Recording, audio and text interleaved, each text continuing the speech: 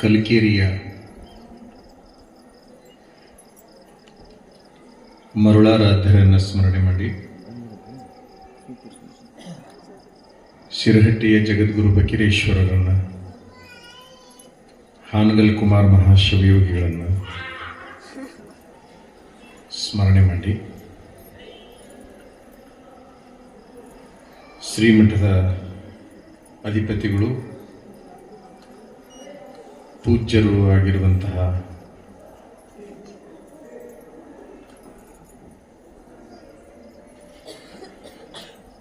ಸಿದ್ಧರಾಮ ಶಿವಾಚಾರ್ಯ ಮಹಾಸ್ವಾಮೀಜಿಯವರಲ್ಲಿ,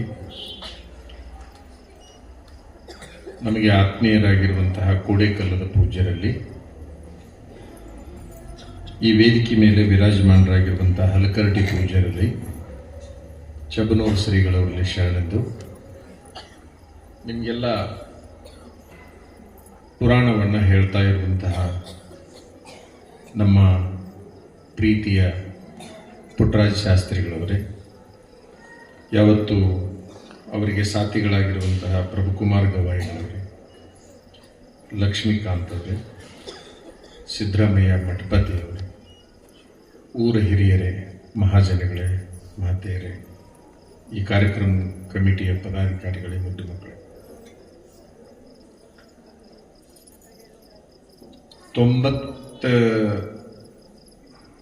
89ನೇ ಇಸ್ವಿಯಲ್ಲಿ ಮೊದಲನೆಯದಾಗಿ ನಾವು ಶರಣಬಸವೇಶ್ವರ ಪುರಾಣವನ್ನು ಹೇಳಿದ್ವಿ. ಅವಾಗ ನಮಗೆ 13 ವರ್ಷ, 13 ವರ್ಷದ ಹುಡುಗಿದ್ದಾಗ ಕಲಬುರಗಿ ಶರಣಬಸವಪ್ಪನ ಪುರಾಣವನ್ನು ಹೇಳುವ ಪ್ರಸಂಗ ಬಂತು. ಕುಷ್ಟಗಿ ತಾಲೂಕು ದೋಟಿಹಾಳ ಅನ್ನೋ ಊರಿನಲ್ಲಿ. ಆ ಊರಲ್ಲಿ ಪುರಾಣ ಹೇಳಬೇಕಾದ್ರೆ ಸಹಜವಾಗಿ ಗುರುಗಳ ವರ್ಣನೆ ಬಂದೇ ಬರ್ತದೆ, ನಿಮಗೆಲ್ಲ ಗೊತ್ತು. ಆ ಗುರುಗಳ ವರ್ಣನೆ ಬಂದಾಗ ನಮಗೆ ಕಲಿಕೇರಿ ಶಬ್ದ ನಮ್ಮ ಕಿವಿಗಿರುತ್ತೆ, ಮರುಳಾರಾಧ್ಯರು ಅನ್ನೋ ಶಬ್ದ ಕಿವಿಗಿರುತ್ತೆ.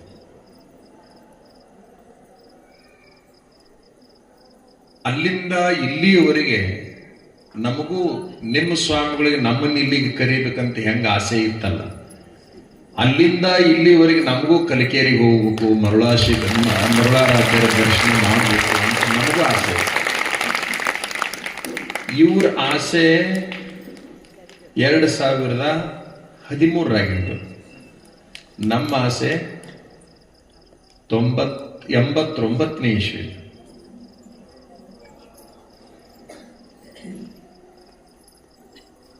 ನಾವೊಂಥರ ಏನ್ ತಿಳ್ಕೊಂಡಿದ್ವಿ ಅಂತಂದ್ರೆ, ಈ ಶರಣಬಸಪ್ಪಂದು ಮರುಳಾರಾಧ್ಯರದು ಫೋಟೋ ಏನೈತಲ್ಲ, ಆ ಶರಣಬಸಪ್ಪ ಹಂಗ ಇದ್ನೇನೋ ಅಂತ ನಾವು ತಿಳ್ಕೊಂಡಿದ್ವಿ ಸಣ್ಣ ಹುಡುಗರಿದ್ದಾಗ. ಒಂದು ದೇಹ 2 ಮುಖಗಳು ಇರಬೇಕು ಅಂತ ನಾವು ತಿಳ್ಕೊಂಡಿದ್ವಿ. ಪುರಾಣ ಹೇಳುವಾಗ ಗೊತ್ತಾಯ್ತು, ಒಬ್ಬ ಗುರು, ಒಬ್ಬ ಶಿಷ್ಯ. ಗಂಡ ಬೇರುಂಡ ಅಂತ ಒಂದು ಪಕ್ಷಿ ಇದೆ. ಆ ಗಂಡ ಬೇರುಂಡ ಪಕ್ಷಿ ಇದ್ದಂಗೆ ಇವರು ಇದ್ದಾರೇನೋ ಅಂತ ನಾವು ಕಲ್ಪನಾ ಮಾಡಿಕೊಂಡಿದ್ವಿ. ಬಹುಶಃ ಈ ಮಠಕ್ಕೆ ಬಂದ ಮೇಲೆ, ಇಲ್ಲಿ ಕುಂತ ಮೇಲೆ ನಮಗ ತಲೆಯಾಗ ಬಂದಿದ್ದೇನಂದ್ರ, ಗುರು ಮತ್ತು ಶಿಷ್ಯರ ಬದುಕು ಹೆಂಗಿರಬೇಕು ಅಂತ ಹೇಳಬೇಕಂತ ಅನಿಸ್ತು ತಲೆಯಾಗ. ಪತ್ರಿಕೆ ಕೊಟ್ಟ ಮೇಲೆ ಗೊತ್ತಾಯ್ತು, ಇಲ್ಲೊಂದು ವಿಷಯ ಇಟ್ಟಿದ್ದಾರೆ ಅಂತ ಗೊತ್ತಾಯ್ತು. ಧರ್ಮ, ಪರಂಪರೆ, ಸಂಸ್ಕೃತಿಯ ಉಳಿವಿನಲ್ಲಿ ಭಕ್ತರ ಪಾತ್ರ ಅಂತ ಒಂದು ವಿಷಯ ಇಟ್ಟಾರೆ. ಅಲ್ಲಿ ನಮಗೊಂದು ಗೊಂದಲ ಆಗಿದ್ದೇನೆಂದ್ರೆ, ಧರ್ಮ ಅನ್ನೋದೇ ಒಂದು ಸ್ವತಂತ್ರ ಸಬ್ಜೆಕ್ಟ್, ಪರಂಪರೆ ಅನ್ನೋದೇ ಒಂದು ಸ್ವತಂತ್ರ ಸಬ್ಜೆಕ್ಟ್, ಸಂಸ್ಕೃತಿ ಅನ್ನೋದೇ ಒಂದು ಸ್ವತಂತ್ರ ಸಬ್ಜೆಕ್ಟ್. 3 ಪ್ರಮುಖವಾದ ವಿಷಯಗಳಲ್ಲಿ ಮತ್ತೆ ನಿಮ್ಮ ಪಾತ್ರ ಅನ್ನೋದನ್ನು ಒಂದು ಸಬ್ಜೆಕ್ಟೇ ಅದು.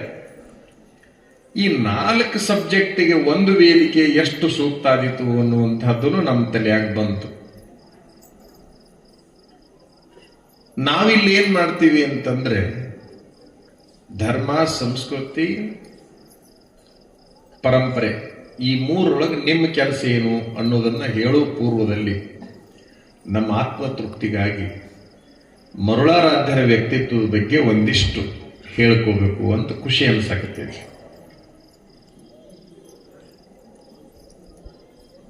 ಗುರು ಎಷ್ಟು ಸಮರ್ಥನಾಗಿದ್ದ ಅಂದ್ರೆ ಆತನ ಕೈಯಾಗ ಶಿಷ್ಯ ಎಷ್ಟು ಅದ್ಭುತ ತಯಾರಾದ್ನಲ್ಲ, ಅದರ ಮೇಲೆ ಗುರುವಿನ ತಾಕತ್ ಎಂಥದ್ದು ಅನ್ನೋದು ಇಲ್ಲಿ ಗೊತ್ತಾಗ್ತದೆ. ಈ ಮಾತುಗಳು ದುರ್ಬಲ ಗುರುವಿನ ಅಲ್ಲಿ ಪ್ರಬಲ ಶಿಷ್ಯರು ಹುಟ್ಟಲಿಕ್ಕೆ ಸಾಧ್ಯವೇ ಇಲ್ಲ.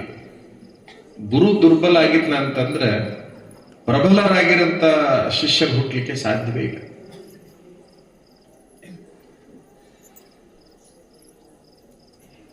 ಗುರು ಪ್ರಚಾರಕ್ಕೆ ಬರೋದು ಶಿಷ್ಯನ ತಾಕತ್ತಿನ ಮೇಲೆ. ಈಗ ಉದಾಹರಣೆಗಾಗಿ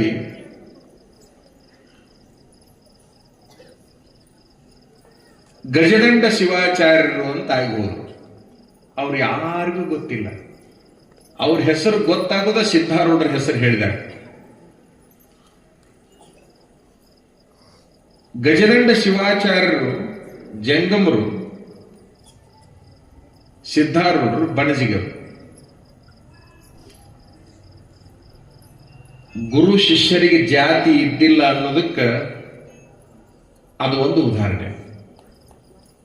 ಶರಣಬಸಪ್ಪ ಬಣಜಿಗೆರವ, ಮರುಳಾರಾಧ್ಯರು ಜಂಗಮರು. ಬಣಜಿಗರು ಮಹಾತ್ಮರಾಗಲಿಕ್ಕೆ ಬರುತ್ತೆ ಅನ್ನೋದನ್ನ ಇಬ್ಬರು ಜಂಗಮರು ತೋರಿಸಿಕೊಟ್ಟಿದ್ದಾರೆ. ಇಬ್ಬರು ಜಂಗಮರು ಇಬ್ಬರು ಬಣಜಿಗರನ್ನು ಕರ್ಕೊಂಬಂದು ತೋರಿಸಿದ್ದಾರೆ.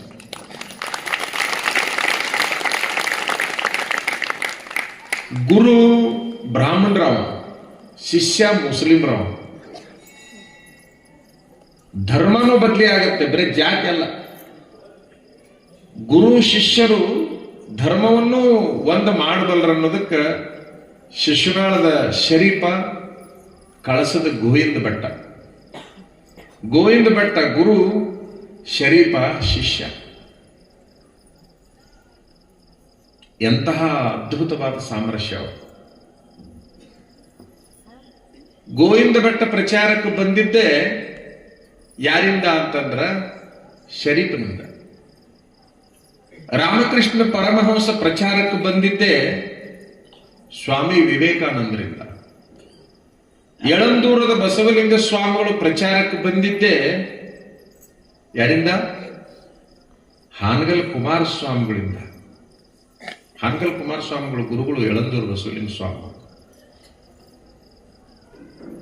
ರಾಮದಾಸರು ಪ್ರಚಾರಕ್ಕೆ ಬಂದಿದ್ದೆ ಶಿವಾಜಿಯಿಂದ. ಅರಿಸ್ಟಾಟಲ್ ಪ್ರಚಾರಕ್ಕೆ ಬಂದಿದ್ದೆ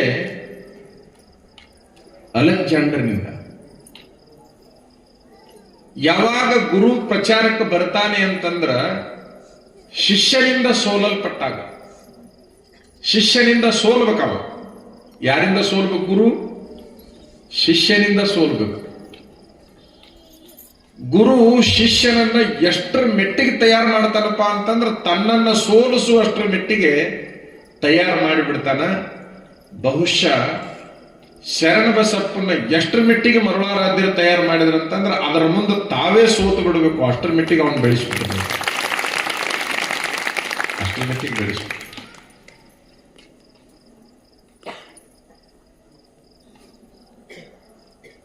ನಿಮಗೆ ಒಂದು ಗೊತ್ತಿರಲಿ, ಗುರು ಯಾವಾಗಲೂ ತ್ಯಾಗಿಯಾಗಿರ್ತಾನೆ. ಗುರು ಯಾವಾಗಲೂ ತ್ಯಾಗಿಯಾಗಿರ್ತಾನೆ. ಅವ ಏನನ್ನೂ ಬಯಸೋದಿಲ್ಲ. ಏನ್ ಬಯಸ್ತಾನಪ್ಪ ಅಂತಂದ್ರೆ ತನ್ನ ಶಿಷ್ಯರು ಬಹಳ ಬೆಳಿಬೇಕು ಅಂತ ಬಯಸ್ತಾನ. ಬಹಳ ಬೆಳಿಬೇಕು ಅಂತ ಬಯಸ್ತಾನ. ಅವ ನಿಜವಾದ ಗುರು. ಬಹಳ ಬೆಳಿಬೇಕು ಅನ್ನೋ ಗುರು ಅಲ್ಲ, ಬಹಳ ಬೆಳೆಸ್ಬೇಕನ್ನೋ ಗುರು. ವ್ಯತ್ಯಾಸ ಐತಿ. ಬಹಳ ಎತ್ತರಕ್ಕೆ ಬೆಳಿಬೇಕನ್ನೋ ಗುರು ಅಲ್ಲ, ಬಹಳ ಎತ್ತರಕ್ಕೆ ಶಿಷ್ಯರನ್ನ ಬೆಳೆಸಬೇಕನ್ನೋದಲ್ಲ ಅವ ಗುರು. ಶಿಷ್ಯಾದಿಚ್ಛೇತ್ ಪರಾಜಯಂ ಅಂತ ಒಂದು ಸಂಸ್ಕೃತದಲ್ಲಿ ಒಂದು ಮಾತೈತಿ. ಅಂದ್ರೆ ಗುರು ಶಿಷ್ಯನಿಂದ ಸೋಲಲ್ಪಡಬೇಕು, ಪರಾಜಯ ಆಗಬೇಕು. ಅವಾಗ ಮಾತ್ರ ಆ ಗುರುವಿನ ತಾಕತ್ತು ಬಹಳ ಮಹತ್ವದ್ದು. ಒಬ್ಬ ಕನ್ನಡ ಶಾಲೆ ಮಾಸ್ತರನಿಗೆ, ಒಬ್ಬ ಹೈಸ್ಕೂಲ್ ಮಾಸ್ತರನಿಗೆ ಯಾವ ಸರ್ಕಾರ ಎಷ್ಟು ತರದ ಪ್ರಶಸ್ತಿಗಳನ್ನ ಕೊಟ್ಟೈತಿ ಅನ್ನೋದು ಮುಖ್ಯ ಅಲ್ಲ, ಅವನ ಕೈಯಾಗ ಕಲಿತು ಹುಡುಗರು ಎಷ್ಟು ದೊಡ್ಡವರಾಗ್ಯಾರ ಅನ್ನೋದ್ರ ಮೇಲೆ ಅವನ ತಾಕತ್ ಅಳತೆ ಆಗುತ್ತೆ ಹೊರತಾಗಿ ಸರ್ಕಾರ ಅವನಿಗೆ ಇಲ್ಲ ಬರದ ಪ್ರಶಸ್ತಿ ಕೊಟ್ಟರು ವಸೂಲಿ ಮೇಲೆ ಕೊಟ್ಟಿದ್ದಾರು, ಜಾತಿ ಆಧಾರದ ಮೇಲೆ ಕೊಟ್ಟಿದ್ದಾರು. ಬಹಳ ಮಂದಿ ರಾಜಕೀಯ ಮಾಡಿದ ಮಾಸ್ತರು ಚಲೋ ಪ್ರಶಸ್ತಿ ತೋಲ್ತಾರ, ಶಾಲ್ಯಾಗ ಅಯೋಗ್ಯ, ರಾಜಕಾರಣದೊಳಗೆ ಯೋಗ್ಯ. ಎಷ್ಟು ಮಂದಿ ಮಾಸ್ತರ್ಗಳು ನಾವು ನೋಡಿವಿ. ಸಾಲಿಗೆ ಹೋಗಿ ಹಾಜರಿಗೆ ಸಹಿ ಹಾಕಿ ಇಲೆಕ್ಷನ್ ಪ್ರಚಾರಕ್ಕೆ ಹೋಗು ಮಾಸ್ತರು ದೊಡ್ಡ ದೊಡ್ಡ ಪ್ರಚಾರ ಬರ್ತಾರ, ಬಹಳ ಚಲೋ ಪ್ರಶಸ್ತಿಗಳನ್ನು ತಗೋತಾರ. ಆದರೆ ಒಬ್ಬ ಶಿಕ್ಷಕ ಅತ್ಯಂತ ಆದರ್ಶ ಶಿಕ್ಷಕನ ಆಗೋದು ಯಾವಾಗ ಅಂದ್ರ ಅವನ ಕೈಯಾಗ ಕಲಿತು ಹುಡುಗರು ಬಹಳ ಎತ್ತರಕ್ಕೆ ಬೆಳೆದು ಮೊದಲಿಗೆ ಮಾಸ್ತರ್ ಕಾಲಿಗೆ ಬೀಳಕ್ಕೆ ಯಾವ ಹುಡುಗ ಬರ್ತಾನಲ್ಲ ಅವತ್ತದು ದೊಡ್ಡ ಪ್ರಶಸ್ತಿ ಮಾಸ್ತರ್. ಅವತ್ತು ಅವನಿಗೆ ಬಹಳ ದೊಡ್ಡ ಪ್ರಶಸ್ತಿ. ಅದು ಯಾರಿಗೆ? ಶಿಕ್ಷಕನಿಗೆ. ಸರ್ ನಂದು IAS ಆತು ನಿಮ್ಮ ಕೃಪಾ ಅಂತ ಮಾಸ್ತರ್ ಕಾಲಿಗೆ ಬಂದು ಬಿದ್ದ ಒಬ್ಬ ಹುಡುಗ ಅಂತಂದ್ರ ಬಹುಶಃ ಜಿಲ್ಲಾ ಉತ್ತಮ ಶಿಕ್ಷಕ. ಯಾಕ ಅವ ಜಿಲ್ಲಾ ಅಧಿಕಾರಿ ಆಗಿಬಿಡ್ತಾನೆ. ಜಿಲ್ಲಾ ಉತ್ತಮ ಶಿಕ್ಷಕ ಅನ್ನಕ್ಕೆ ಅಡ್ಡಿ ಇಲ್ಲ ಅವನಿಗೆ. ಆ DC ಮುಂದೆ ರಾಜ್ಯದ ಕಮಿಷನರ್ ಆಗಿದ್ದಾನಂತಂದ್ರೆ ರಾಜ್ಯದ ಉತ್ತಮ ಶಿಕ್ಷಕ. ನಾವೆಲ್ಲ ಹಿಂಗ ಅರ್ಥ ಮಾಡ್ಕೊಳ್ಬೇಕು ಅಂತಕ್ಕಂಥದ್ದು. ಮರುಳಾರಾಧ್ಯರು ಇಷ್ಟೊಂದು ಅದ್ಭುತ ಕೆಲಸ ಮಾಡಿರಲ್ಲ. ಬೆಳೆಯುವ ಗುರುಗಳು, ಬೆಳೆಸುವ ಗುರುಗಳು ಇಬ್ಬರದಾರ. ಗುರುಗಳಲ್ಲಿ ಇಬ್ಬರ ಪ್ರಕಾರ. ಒಂದು ತಾವ ಬಹಳ ಬೆಳಿಬೇಕನ್ನೋರು, ಇನ್ನೊಂದು ಶಿಷ್ಯರನ್ನ ಬಹಳ ಬೆಳೆಸಬೇಕನ್ನೋರು. ಆ ಶಿಷ್ಯನಿಗೆ ಲಿಂಗ ಭೇದ ಇಲ್ಲ, ಆ ಶಿಷ್ಯನಿಗೆ ಜಾತಿ ಭೇದ ಇಲ್ಲ. ಗುರು ಯೋಗ್ಯನಾದಾಗ, ಗುರು ಯೋಗ್ಯ ಆದ ಅಂತಂದ್ರ ಅವ ಲಿಂಗನೂ ನೋಡುದಿಲ್ಲ, ಜಾತಿನೂ ನೋಡುವುದಿಲ್ಲ. ಲಿಂಗ ಅಂತಂದ್ರ ಇದು ಹೆಣ್ಣು ಇದು ಗಂಡು ಅಂತ ಅವನಿಗೆ ಗೊತ್ತಿಲ್ಲ, ಇದು ಈ ಜಾತಿದು ಇದು ಈ ಜಾತಿದು ಅಂತ ಅವನಿಗೆ ಗೊತ್ತಿಲ್ಲ. ಯಾಕೆ? ಅವನು ಅಷ್ಟು ಎತ್ತರಕ್ಕೆ ಹೋಗಿರ್ತಾನ ಅಂತಕ್ಕಂಥದ್ದು. ಯಾವುದಾದ್ರೂ ಗುರುಗಳ ಬಾಯಿ ಒಳಗೆ ಜಾತಿ ವಿಚಾರ ಹಗಲಲ್ಲೇ ಬರಕೈತೈತೆ ಅಂದ್ರ ಅವ ಇನ್ನೂ ಗುರು ಆಗಿಲ್ಲ ಅಂತ ಗ್ಯಾರಂಟಿ ನಮಗೆ ಅರ್ಥ ಮಾಡ್ಕೊಂಡು ಬಿಡ್ಬೇಕು. ಇನ್ನೂ ಗುರು ಆಗಿಲ್ಲ, ನಾವು ಜಾತ್ಯತೀತನಾಗಿರ್ಬೇಕು. ಗುರು ಆಗಿರ್ತಕ್ಕಂಥವ ಜಾತ್ಯತೀತನಾಗಿರ್ಬೇಕು. ಆತನಿಗೆ ಮನುಷ್ಯರು ಕಾಣಬೇಕೇ ಹೊರತಾಗಿ ಜಾತಿಗಳು ಕಾಣಬಾರದು. ಆತನಿಗೆ ಮನುಷ್ಯರು ಮಾತ್ರ ಕಾಣಬೇಕು, ಜಾತಿಗಳು ಎಂದೂ ಕೂಡ ಕಾಣಬಾರದು. ಅವ ನಿಜವಾದ ಗುರು. ಯಾರಿಗೆ ಗುರು ಅನ್ನಬೇಕು ಅಂತ ಹೇಳಿ ನಿಜಗುಣ ಶಿವಯೋಗಿಗಳು ಒಂದು ಚಲೋ ಪದ್ಯ ಬರೀತಾರ. ಅದ್ರಾಗಿಂದ 2 ಸಾಲು ಹೇಳ್ತೀನಿ ನಿಮಗ. ಕರುಣ ರಸದ ಕೋಡಿ ಹರಿವ ವರಪುಣ್ಯ ಶರೀರದ ಗುರುವಿರಲೆನ್ನ ಮಾನಸದೋಳು ಅಂತ. ಗುರು ಹೇಗಿರ್ಬೇಕಪ್ಪ ಅಂತಂದ್ರ ಕರುಣಾರಸ ಅವನ ಹತ್ರ ತುಂಬಿ ತುಳುಕ್ತಿರ್ಬೇಕು. ಯಾರನ್ನ ಕಂಡ್ರು ಅವನಿಗೆ ಇಷ್ಟು ಕನಿಕರ ಬರ್ಬೇಕು, ಇಷ್ಟು ಕರುಣಾ ಬರ್ಬೇಕಲ್ಲ, ಅಷ್ಟರ ಮೆಟ್ಟಿಗೆ ಕರುಣಾ ಬರಬೇಕು. ಎಷ್ಟಿರ್ಬೇಕಪ್ಪ ಅವನ ಹತ್ರ ಕರುಣೆ ಅಂತಂದ್ರ, ಕೆರಿ ತುಂಬಿದ ಮೇಲೆ ಕೋಡಿ ಹರಿತೈತಿ ನೋಡ್ರಿ, ಕೆರಿದೊಂದು ಕೋಡಿ ಅಂತ ಇರ್ತೈತಲ್ಲ, ಕರುಣ ರಸದ ಕೋಡಿ ಹರಿವ. ಅವನ ಹತ್ರ ಕರುಣಾರಸ ಹೆಂಗಿರ್ಬೇಕಪ್ಪ ಅಂದ್ರೆ ತುಂಬಿ ಚೆಲ್ಲಿ ಹರಿದು ಹೋಗ್ತಿರ್ಬೇಕದು, ಅಷ್ಟರ ಮೆಟ್ಟಿಗೆ ಇರ್ಬೇಕು. ಕರುಣಾರಸ ತುಂಬಿಕೊಂಡವ ಗುರು ಅಲ್ಲ, ಕರುಣಾರಸವನ್ನು ತುಂಬಿಕೊಂಡ ಹರಿಬಿಡ್ಬೇಕು. ಅವನು ನಿರಂತರ ಹರಿತಿರ್ಬೇಕದು. ಕೋಡಿ ಹರಿವ, ಕರುಣರಸದ ಕೋಡಿ ಹರಿವ. ವರಪುಣ್ಯ ಶರೀರದ, ಪಾಪದ ಶರೀರ ಆಗಿರಬಾರದು. ಒಳಗ ಕರುಣಾರಸ ತುಂಬಿರ್ಬೇಕು, ಕರುಣಾರಸ ತುಂಬಿರ್ಬೇಕು, ಜೊತೆಗೆ ಪುಣ್ಯ ಶರೀರ ಆಗಿರ್ಬೇಕು. ಅದು ಪಾಪ ಶರೀರ ಆಗಿರಬಾರ್ದು. ಪುಣ್ಯ ಶರೀರದ ಗುರು ಇರಲೆನ್ನ ಮಾನಸದೋಳು. ಇವತ್ತಿನ ಕಾಲಕ್ಕೆ ಜಾತಿಗೊಬ್ಬರು ಗುರುಗಳಾಗಿದ್ದಾರೆ, ಪ್ರಶ್ನೆ ಇಲ್ಲ. ಜಾತಿಗೊಬ್ಬರು ಗುರುಗಳಾಗಿದ್ದಾರೆ. ಯಾವ ಜಾತಿಯವರು ಸ್ವಾಮಿಗಳು ಆಗಬೇಕ್ರಿ ಅಂತ ನೀವು ಯಾರ ಪ್ರಶ್ನೆ ಕೇಳಿದ್ರೆ ನಾವು ಬಹಳ ಸ್ಪಷ್ಟವಾಗಿ ಹೇಳಲಿಕ್ಕೆ ಬಯಸ್ತೀವಿ, ಯಾವ ಜಾತಿಯವರಾದ್ರೂ ಸ್ವಾಮಿಗಳಾಗಕ್ ಬರ್ತೈತಿ. ಯಾವ ಜಾತಿಯಾಗ ಹುಟ್ಟಿದ್ರು ಸ್ವಾಮಿಗಳಾಗಕ್ ಬರ್ತೈತಿ. ಆದ್ರೂ ಒಂದು ತಲೆಯಾಗಿರ್ಲಿ, ಸ್ವಾಮಿಗಳು ಆದ್ಮೇಲೆ ಜಾತಿ ಮಾಡಕ್ ಬರಂಗಿಲ್ಲ. ಇದ್ರ ಬಹಳ ಚೆನ್ನಾಗಿ ನೀವು ತಲೆಯಾಗಿರ್ಲಿ. ಸ್ವಾಮಿಗಳು ಆದ್ಮೇಲೆ ಅವ್ರ ಜಾತಿ ಮಾತಾಡಬಾರ್ದು. ಸ್ವಾಮಿಗಳು ಆದ್ಮೇಲೆ ಜಾತಿ ಬಗ್ಗೆ ಮಾತಾಡಕತ್ತಿದ್ರೆ ಅಂದ್ರೆ ಇನ್ನೂ ಸ್ವಾಮಿಗಳಾಗಿಲ್ಲ ಅಂತ. ಜಾತಿಯ ವಸ್ತುವಾರಿ ಆಗೋದು ಬೇರೆ, ಗುರು ಆಗೋದು ಬೇರೆ. ಆ ಜಾತಿಯ ವಸ್ತುವಾರಿಗಳು ಗುರುಗಳಾಗಬಾರದು ಅಂತಕ್ಕಂಥದ್ದು. ಯಾವುದೇ ಧರ್ಮ, ಯಾವುದೇ ಜಾತಿಯಲ್ಲಿ ಹುಟ್ಟಲಿ, ಆ ವ್ಯಕ್ತಿ ಗುರು ಆಗಲಿಕ್ಕೆ ಬರುತ್ತೆ. ಆದ್ರೆ ಗುರು ಆದ ಮೇಲೆ ಜಾತಿಯನ್ನ ಮಾಡಲಿಕ್ಕೆ ಬರೋದಿಲ್ಲ ಅಂತಕ್ಕಂಥದ್ದು ನಮ್ಮ ಸ್ಪಷ್ಟವಾದ ನಿಲುವು ಅಂತಕ್ಕಂಥದ್ದು. ನಿಮಗೊಂದು ಗೊತ್ತಿರಲಿ, ಆ ಗುರು ಹೇಗಿರ್ಬೇಕು ಅಂತಂದ್ರ ಮರುಳಾರಾಧ್ಯರ ಹಾಗೇನೇ ಇರಬೇಕೇ ಹೊರತಾಗಿ ಮತ್ತೊಬ್ಬರ ಹಾಗೆ ಇರಬಾರ್ದು ಅಂತಕ್ಕಂಥದ್ದು ನಮ್ಮ ಅಭಿಪ್ರಾಯ. ಬಹುಶಃ ವಿಚಾರ ಮಾಡ್ರಿ, ಒಂದು ದೇಹ ಎರಡು ಮುಖಗಳಂತ ಏನದವಲ್ಲ, ಈ ಕೈ ಒಳಗೆ ಇಂತಹ ಶಕ್ತಿ ಇರಬೇಕಲ್ಲ ಗುರುವಿನ ಕೈಯಾಗ.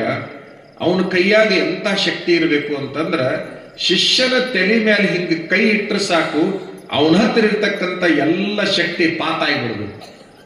ಶಕ್ತಿಪಾತ ದೀಕ್ಷೆ ಅಂತ ಒಂದು ದೀಕ್ಷೆ ಐತಿ. ಆ ಶಕ್ತಿಪಾತ ದೀಕ್ಷೆಯಲ್ಲಿ ಯಾವ ಶಿಷ್ಯನ ತಲೆ ಮೇಲೆ ಆತ ಕೈ ಇಡ್ತಾನಲ್ಲ, ಕೈ ಇಟ್ಟಾಕ್ಷಣ ಅವನಲ್ಲಿ ಬಹಳಷ್ಟು ಬದಲಾವಣೆಗಳು ಬರಬೇಕು. ಅಂತಹ ಶಕ್ತಿ ಅವನ ಕೈಯೊಳಗ ಇರಬೇಕು, ಇರುತ್ತೆ ಅಂತಕ್ಕಂಥದ್ದನ್ನ ನಿಮಗೆ ಹೇಳಲಿಕ್ಕೆ ಬಯಸ್ತೀವಿ. ಯಾಕೆ? ಹೆಂಗ? ಜ್ಯೋತಿ ಮುಟ್ಟಿದ ಬತ್ತಿಯಲ್ಲ ಜ್ಯೋತಿ ಒಪ್ಪುವುದಯ್ಯ. ವಿಚಾರ ಮಾಡ್ರಿ, ಒಂದು ಬತ್ತಿ ಜ್ಯೋತಿ ಹತ್ರ ಹಿಂಗ್ ಹೋತು ಅಂತಂದ್ರೆ ಇದು ಏನಾಗ್ತೈತಿ? ಬತ್ತಿ ಬತ್ತಿ ಆಗಿ ಉಳಿಯಂಗಿಲ್ಲ, ಅದು ಜ್ಯೋತಿ ಆಗೇ ಬಿಡ್ತೈತಿ. ಜ್ಯೋತಿ ಮುಟ್ಟಿದ ಬತ್ತಿ ಜ್ಯೋತಿ ಒಪ್ಪುವುದಯ್ಯ. ಸಾಗರ ಮುಟ್ಟಿದ ನದಿಗಳು ಸಾಗರ ಒಪ್ಪುವಯ್ಯ.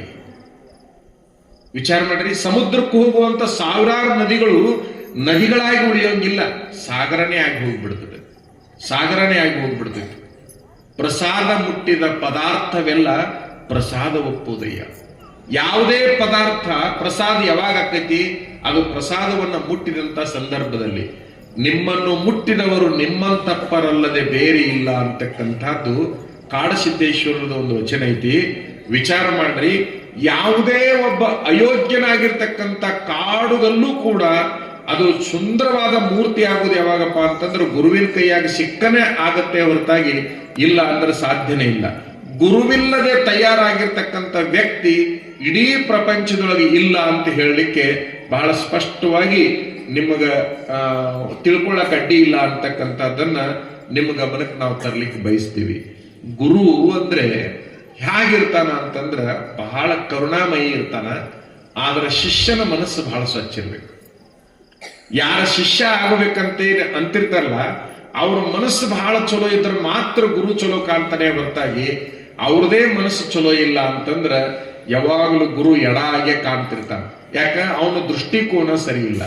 ಶಿಷ್ಯನ ಮನಸ್ಸು, ಶಿಷ್ಯನ ದೃಷ್ಟಿ ಬಹಳ ಪವಿತ್ರವಾಗಿರ್ಬೇಕಾಗಿರುವಂತದ್ದು ಬಹಳ ಮುಖ್ಯ.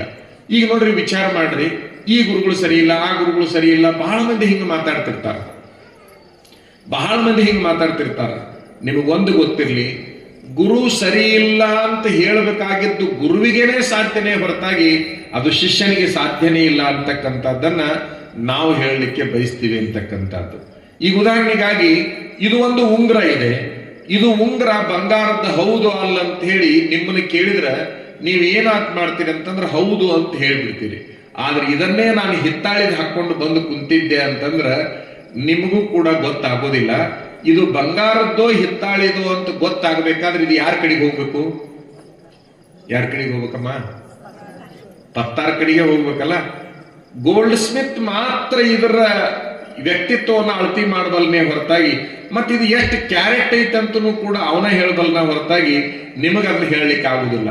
ಬಣ್ಣ ನೋಡಿ ಅದನ್ನ ನಿರ್ಣಯ ಮಾಡುವುದಕ್ಕೂ ಅದರ ಗುಣ ನೋಡಿ ನಿರ್ಣಯ ಮಾಡುವುದಕ್ಕೂ ಹೆಂಗ ವ್ಯತ್ಯಾಸ ಐತಲ್ಲ, ಹಂಗ ಒಬ್ಬ ಗುರುಗಳನ್ನ ಇವನ ಹತ್ರ ಗುರುವಿನ ತತ್ವ ಐತೋ ಇಲ್ಲ ಅನ್ನೋದನ್ನ ಇನ್ನೊಬ್ಬ ಗುರುವಾಗಿರ್ತಕ್ಕಂಥವ್ ಮಾತ್ರ ಅದನ್ನ ಅಳತೆ ಮಾಡಬಲ್ನೇ ಹೊರತಾಗಿ ಎಲ್ಲರೂ ಕೂಡ ಅಳತೆ ಮಾಡ್ಲಿಕ್ಕೆ ಆಗೋದಿಲ್ಲ ಅಂತಕ್ಕಂಥದ್ದನ್ನ ನೀವೆಲ್ಲ ಅರ್ಥ ಮಾಡ್ಕೋಬೇಕು.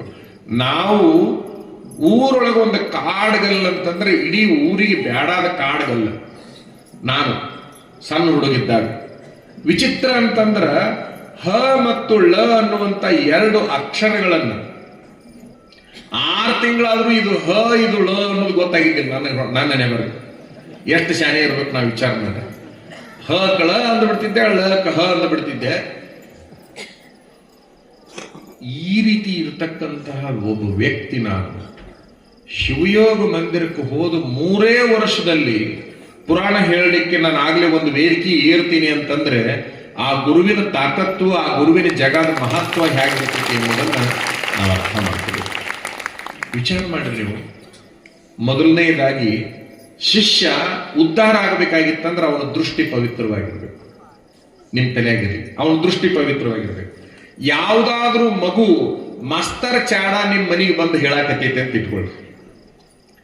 ಮಾಸ್ತರ್ ಚಾಡ ನಿಮ್ ಮನೆಗೆ ಬಂದು ಹೇಳಾಕತ್ತೈತಿ ಅಂತಂದ್ರ ನಿಮ್ಮ ಹುಡುಗನ ದೃಷ್ಟಿ ಕೆಟ್ಟೈತಿ ಅಂತ ನೀವು ಮೊದಲಿಗೆ ತಲೆಯಾಗಿಟ್ಕೊಳ್ಬೇಕು. ನಿಮ್ಮ ಹುಡುಗನ ದೃಷ್ಟಿ ಕೆಟ್ಟೈತಿ ಅಂತ. ಮಾಸ್ತರ್ ಚಾಡ ಹೇಳಕ್ ಬಂದಂತ ಮಗುವಿಗೆ ನೀವು ಕಪಾಳಕ್ಕೆ ಹೊಡೆದ್ರೆ ಮಾತ್ರ ಆ ಮಗುವನ್ನ ದೊಡ್ಡವನನ್ನಾಗಿ ಮಾಡಕ್ ಸಾಧ್ಯ ಐತೆ ಹೊರತಾಗಿ ಅವನ ಮಾತು ಕೇಳಿಕೊಂಡು ಮಾಸ್ತರ್ ಜಗಳಕ್ಕೆ ಹೋದ್ರಿ ನೀವು ಅಂತಂದ್ರೆ ಮುಗಿತಲ್ಲ, ನಿಮ್ಮ ಹುಡುಗನ ಅವನತಿ ಆತು. ಇಷ್ಟು ತಲೆಯಾಗಿರ್ಲಿ. ಮಾಸ್ತರ್ ಕೂಡ ನೀವು ಜಗಳಕ್ಕೆ ಹೋದ್ರಿ ನಿಮ್ಮ ಮಗನ ಮಾತು ಕೇಳಿ ಮಗಳ ಮಾತು ಕೇಳಿ ಅಂತಂದ್ರೆ ಅಲ್ಲಿಗೆ ನಿಮ್ಮ ಮಗುವಿನ ಬದುಕು ಪೂರ್ಣ ನಾಶ ಆಯ್ತು ಅಂತ ಅರ್ಥ. ಯಾಕೆ? ಆ ಮಗು ಯಾವ ದೃಷ್ಟಿಕೋನದಲ್ಲಿ ಅವನ ಬಗ್ಗೆ ಕಂಪ್ಲೇಂಟ್ ಮಾಡಾಕತ್ತೈತಿ ಅನ್ನೋದು ಬಹಳ ಮುಖ್ಯವಾಗಿರುತ್ತೆ ಅಂತಕ್ಕಂಥದ್ದು.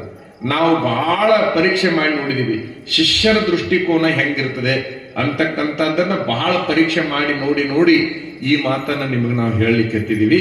ಆ ಕಾರಣಕ್ಕಾಗಿ ಇನ್ನು ಮೇಲೆ ನೀವು ಏನ್ ಮಾಡ್ಬೇಕಪ್ಪ ಅಂದ್ರೆ ಯಾವುದೇ ಗುರುಗಳ ಬಗ್ಗೆ, ಗುರು ಅನ್ನುವ ಸ್ಥಾನದಲ್ಲಿ ಇರುವಂತ ಶಿಕ್ಷಕನಾಗಿರ್ಬೋದು, ಒಬ್ಬ ಪೀಠಾಧಿಕಾರಿ ಇರ್ಬೋದು, ಒಬ್ಬ ಮಠಾಧಿಕಾರಿ ಇರ್ಬೋದು, ಆತನ ದುರ್ಗುಣಗಳನ್ನ ಎನಿಸೋದ್ರ ಬದಲಿ ಆತನಲ್ಲಿರುವ ಸಗುಣಗಳನ್ನ ಮಾತ್ರ ನಾವು ತಗೊಳ್ಳುವಂತ ಪ್ರಯತ್ನ ಮಾಡಬೇಕು. ಅಂಗಡಿಗೆ ಹೋದಾಗ ನಮಗೇನು ಬೇಕಾಗೈತೆ ಅದನ್ನು ತಗೋಬೇಕೇ ಹೊರತಾಗಿ ನಮಗೂ ಬೇಡಾದದ್ದು ಏನೇನೈತೆ ಅಂತ ನಾವು ಯಾರು ಅಂಗಡಿ ಒಳಗೆ ಹುಡುಕೋದಿಲ್ಲ. ಅಂಗಡಿ ಒಳಗೆ ಹುಡುಕ್ತಿವಿ ನಾವು, ನಮಗ ಬೇಡಾದದ್ದು ಈ ಅಂಗಡಿಯಾಗಿ ಯಾವುದು ಐತಿ ಅಂತ ನಾವು ಯಾರೂ ಹುಡುಕಲ್ಲ. ನಮಗೇನು ಬೇಕಾಗೈತೆ ಆ ವಸ್ತು ಎಲ್ಲೈತೆ ಅಂತ ಮಾತ್ರ ಹುಡುಕ್ತಿರ್ತೀವಲ್ಲ. ಹಂಗ ಗುರು ಅನ್ನೋ ಒಬ್ಬ ಅಂಗಡಿಯಾಗಿರ್ತಾನ, ಅಲ್ಲಿ ಬೇಡಾದ ವಸ್ತು ಹುಡುಕುವ ಬದಲಿ ನಮಗೆ ಬೇಕಾದ ವಸ್ತುವನ್ನೇ ಹುಡುಕಿ ಅದು ಇದ್ರೆ ಅದನ್ನು ತಗೊಂಡು ಬರುವಂತಹ ಪ್ರಯತ್ನ ಮಾಡಿದ್ರೆ ನಮ್ಮ ಬದುಕು ಅತ್ಯಂತ ಹಸನಾಗುತ್ತೆ ಅಂತಕ್ಕಂಥ ವಿಚಾರ ನಿಮಗೆಲ್ಲರಿಗೂ ಗೊತ್ತಿರಬೇಕು ಅಂತಕ್ಕಂಥದ್ದು.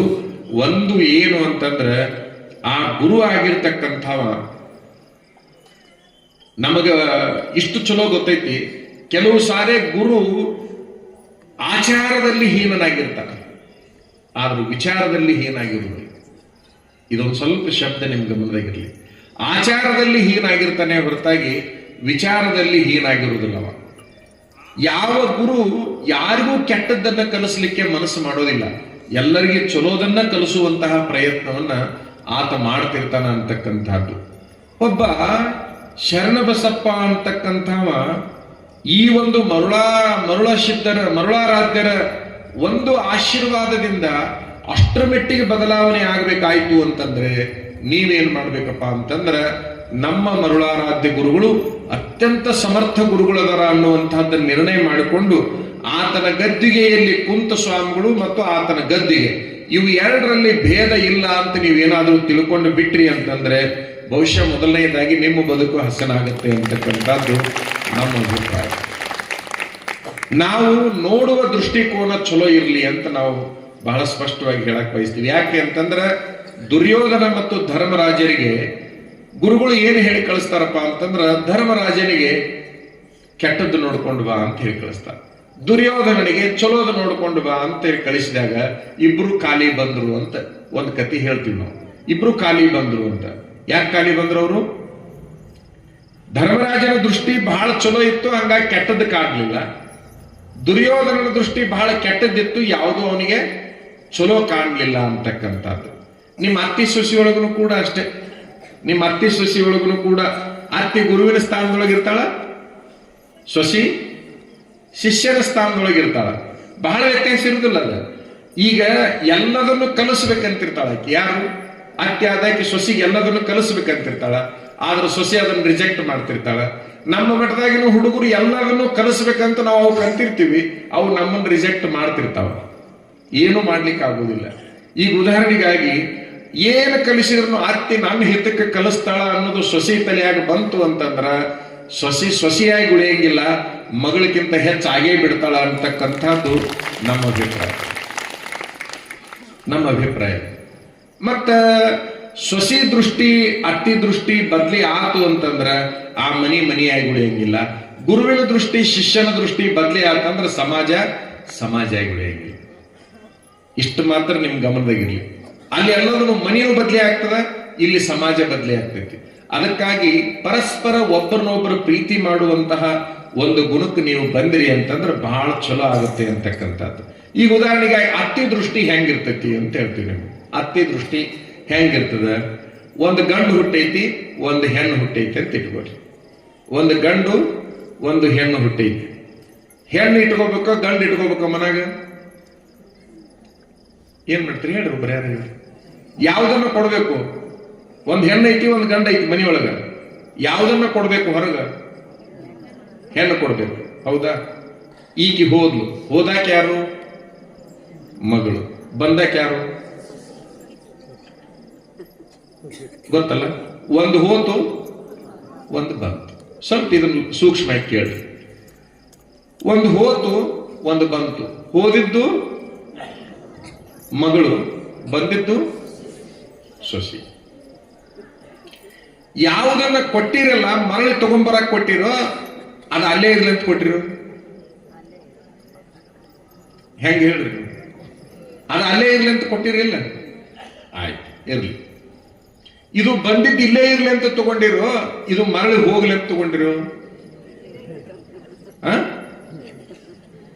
ಇದು ಇಲ್ಲೇ ಇರ್ಲಿ ಅಂತ ತಗೊಂಡಿರಿ, ಅದು ಅಲ್ಲೇ ಇರ್ಲಿ, ಇದು ಇಲ್ಲೇ ಇರ್ಲಿ ಅಂತ ತಗೊಂಡಿರಿ. ಇಷ್ಟು ಮಾತ್ರ ಸುಳ್ಳ ಕರೆಯವ? ಆಯ್ತು. ಸೂಕ್ಷ್ಮವಾಗಿ ಒಂದು ಮಾತು ಹೇಳ್ತೀನಿ ನಿಮಗ. ಯಾವಳು ಇದ ನನ್ನ ಮನಿ ಅಂತ ಬಂದಾಳಲ್ಲ, ನೀ ಹೆಚ್ಚು ಕಾಳಜಿ ಮಾಡಬೇಕಾಗಿದ್ದ ಆತ್ಯ ಅದಕ್ಕೆ ಈಕಿನ್ನ ಹೋದಾಕಿನ್ನ ಹೇಳ್ರಿ. ನೀನ ಸರಿ, ನಿಂದ ಎಲ್ಲ ನನ್ನ ಹಡ್ದಾಕಿ ಸುಳ್ಳು, ನನ್ನ ಹಡ್ದವ್ ಸುಳ್ಳು, ಒಡ ಹುಟ್ಟಿದವರು ಸುಳ್ಳು, ಎಲ್ಲರೂ ಸುಳ್ಳು, ನೀನ ಕರೆ ಅಂತ ನಿನ್ನ ಮನೆಗೆ ಬಂದಾಳಲ್ಲ, ಈಗಿನ ಕಾಳಜಿ ಮಾಡ್ಬೇಕು ಹೋದಾಕಿನ ಕಾಳಜಿ ಮಾಡ್ಬೇಕು? ಬಂದಾಕಿನ ಕಾಳಜಿ ಮಾಡ್ಬೇಕು. ಆದ್ರೆ ನೀವು ಮಾಡೋದು ಯಾರನ್ನ?